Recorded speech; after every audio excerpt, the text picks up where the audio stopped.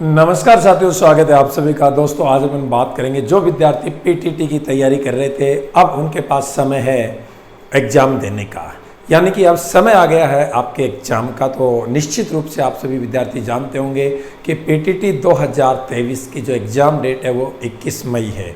लेकिन इससे पहले कुछ चीज़ों पर आपको विशेष फोकस रखना है।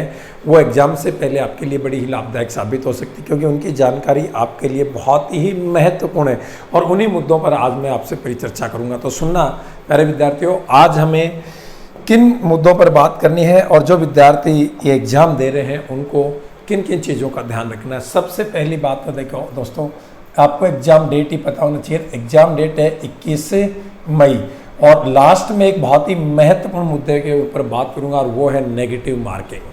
क्या है, क्या नहीं है, रहेगी नहीं रहेगी, इन सब चीज़ों के लिए आपको अपडेट करता हूँ आज। तो ध्यान से सुना दोस्तों, 21 मई को आपका एग्ज़ाम होना है और एग्ज़ाम कितने बजे होना है? 11:30 बजे से लेकर और 2:30 बजे तक ये एग्ज़ाम होगा, यानी कि 3 घंटे का ये आपका एग्ज़ाम होगा। लेकिन दोस्तों, इसमें कहा गया है कि आपको एग्ज़ाम सेंटर पर 10 बजे से पहले पहुंचना। ये सबसे इम्पोर्टेंट बात है कि आप समय से लेट हो जाते हैं और बहुत सारी ऐसी घटनाएं आप फिर बाद में देखते हैं कि किस तरह से बच्चे हैं वो परेशान होते हैं। तो इस चीज़ का एक विशेष ध्यान रखें और अपने समय, निर्धारित समय से पहले ही पहुँचें, ताकि ये मानसिक बर्डन आपको ना झेलना पड़े। बहुत बार आप क्या होता है, मौके पर पहुँचने की कोशिश करते हैं, लेकिन उस समय आप रास्ते में इतने विचलित हो जाते हैं कि पता नहीं मैं लेट होऊंगा, मैं पहुँचूंगा नहीं पहुँचूंगा, और फिर आप इतने डिप्रेशन में आ जाते हैं कि आपका जो पेपर है वो आपके हाथ से निकल जाता है। क्योंकि जो मानसिकता थी, उसका मानसिक संतुलन तो वो बिगड़ चुका होता है। तो ध्यान रखना, समय से पहुंचना।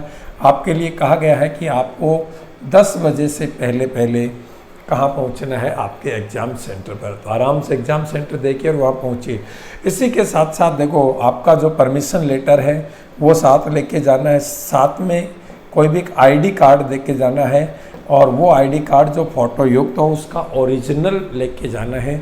चाहे वो आपका आधार कार्ड हो सकता है, वोटर ID या कुछ और ऐसी चीज़ जिस पर आपकी ID लगी हो।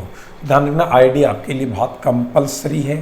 साथ ही साथ उन अनुचित साधनों का बिल्कुल भी प्रयोग नहीं करना, न ही गलती से ले जाना है जो आपके एग्ज़ाम के ड्यूरिंग जो प्रतिबंधित हैं, उन चीज़ों का भी ध्यान रखना। और इसके बाद मैं सबसे महत्वपूर्ण बात पे आ रहा हूँ, वो था नेगेटिव मार्किंग।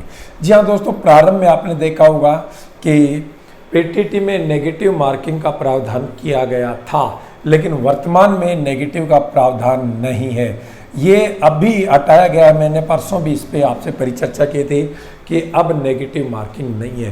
तो आपको सारे क्वेश्चन करके आने जितने भी हैं, क्योंकि नेगेटिव का भय वो ख़त्म हो चुका है और यहाँ पर आपको जितने आते हैं वो तो बहुत अच्छी बात है। इसके अलावा भी जो क्वेश्चन आपको नहीं आते तो आप उस पर तुक्का लगाओगे। यदि लग गया तो ठीक है, और नहीं लगा तो कम से कम नेगेटिव तो नहीं है। तो इसलिए कोई भी क्वेश्चन आपको छोड़ना नहीं है। प्रॉपर तरीके से पढ़ो और फिर भी समझ में नहीं आ रहा है तो फिर अपनी किस्मत का सहारा लेते हुए और कहीं भी आप इसको फिलअप कर देना एक। ठीक है, तो इन चीज़ों का आपको ध्यान रखना है। नेगेटिव मार्किंग नहीं है, सारे के सारे क्वेश्चन करने हैं, कोई क्वेश्चन छोड़ना नहीं है।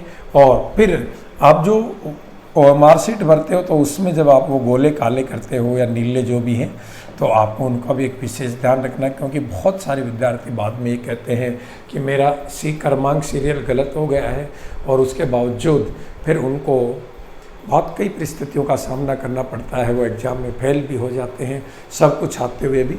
तो इन चीज़ों का ध्यान रखना है। लेकिन सबसे बड़ी चीज़ है, नंबर 1, समय पर पहुंचना है। समय सबसे बड़ा बलवान होता है भाई। एग्ज़ाम का टाइम तो 11:30 बजे से है, लेकिन आपको एग्ज़ाम सेंटर पर 10 बजे बुलाया गया है। ये सबसे बड़ा मैटर है। उसके बावजूद नेगेटिव मार्किंग नहीं है। इसके लिए आप अपडेट रहें।